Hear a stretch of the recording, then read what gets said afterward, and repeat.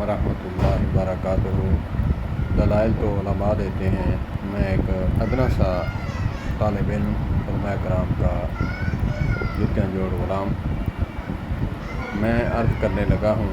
دلائل تو علماء دیتے ہیں۔ ایک واقعہ ہے حضرت سیدنا حضرت عمر فاروق رضی اللہ تعالیٰ عنہ کا شہادت کا۔ جب ان کو شہید کیا گیا تو ان کو ناف پر جو ہے خنجر مارا گیا۔ تو اس سے دلیل اور بھی دلیلیں ہیں کہ سینے پر ہاتھ باندھنے کی نماز میں اس سے یہ پتہ چلتا ہے کہ اگر ناف پر ہاتھ رکھے ہوتے تو یا پھر چھرا جو ہے خنجر نہ لگتا، یا پھر انگلیاں ہاتھ یا کلائی یا بازو پہ لگتا، پیٹ چاک نہ ہوتا۔ سینے پہ تھا تبھی تو نیچے ناف میں لگا ہے۔ اس کمینے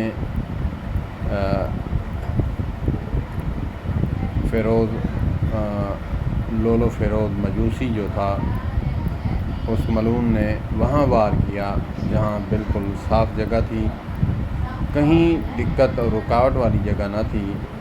زیر ناف اگر ہاتھ باندھے ہوتے تو وہ خنجر وہاں نہ مارتا، سینے میں مارتا۔ اللہ پاک ہمیں سمجھ عطا فرمائے۔ میں علماء دیوبند کے ساتھ رہ کر یہ باتیں میں نے سیکھی ہیں، وگرنہ میرے علماء اہل حدیث تو دلائل کی بنیاد پہ احادیث بیان فرماتے ہیں کہ سینے پر ہاتھ باندھنا چاہیے، نہ کہ زیر ناف۔ اللہ پاک ہمیں سمجھ عطا فرمائے۔